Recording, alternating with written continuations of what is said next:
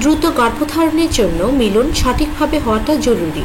ওভুলেশনের সম্ভাব্য দিনগুলোতে দম্পতিরা মিলন করছেন, কিন্তু মিলনের সময়কার কিছু ভুলের কারণে গর্ভধারণ করতে পারছেন না। আজকে আমরা এমন 3টি ভুল নিয়ে আলোচনা করব যেগুলো মিলনের সময়ে করার কারণে আপনার দ্রুত গর্ভধারণ ব্যাহত হচ্ছে। জানতে হলে মাম্মি কেয়ারের সাথেই থাকুন।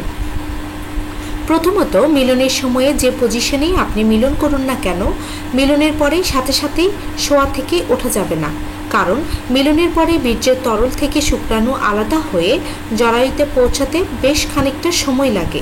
এই সময়টি দেওয়ার জন্য মিলনের পরে যে কোনো এক কাতে বা কোমরের নিচে পাতলা বালিশ দিয়ে চিত হয়ে 15 থেকে 20 মিনিট শুয়ে থাকুন। এভাবে শুয়ে থাকলে শুক্রাণু জরায়ুর ভেতরে যাওয়ার সুযোগ পায় এবং ফেলোপিয়ান নালীতে থাকা ডিম্বাণুর সাথে মিলিত হয়ে দ্রুত গর্ভধারণ ঘটে।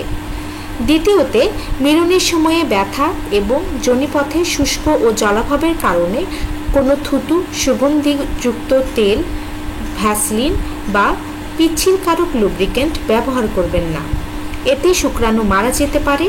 এর পরিবর্তে খাঁটি নারিকেল তেল বা পানি স্প্রে করে দেবেন। এতে পিচ্ছিল হবে এবং শুক্রাণু মারা যাবে না। এছাড়াও মিলনের আগেই প্রস্রাব সেরে নেবেন, যাতে মিলনের পরে সাথে সাথে প্রস্রাবে যেতে না হয়। কারণ প্রস্রাব আটকে রেখে মিলন করলে তা মিলনের সময়ে অস্বস্তি ও ব্যথা সৃষ্টি করে। তৃতীয়তে, মিলনের পরে যখনই ওঠা হোক না কেন, তরল কিছুক্ষণ পরপরই একটু একটু করে বাইরে বেরিয়ে আসতে থাকে। আবার অনেকের অনেকটা পরিমাণে তরল বেরিয়ে আসে।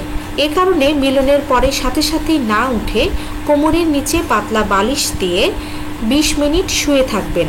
সব থেকে ভালো হয় যদি চিত হয়ে শুয়ে পা দুটো দেয়ালে খাড়াভাবে রাখা যায় 5 থেকে 10 মিনিট। এতে সার্ভিক্সের মুখ সমান্তরালে থাকার কারণে শুক্রাণুগুলো জরায়ুতে যাওয়ার পথ সুগম হয়। এই পজিশনকে leg of the wall position বলা হয়।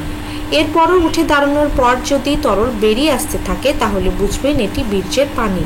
বীর্যে থাকা শুক্রাণু সাঁতরে জরায়ুতে ইতিমধ্যেই চলে গেছে। এভাবে মিলনের সময়ে ভুলগুলো এড়িয়ে এই নিয়মগুলো মেনে চলুন।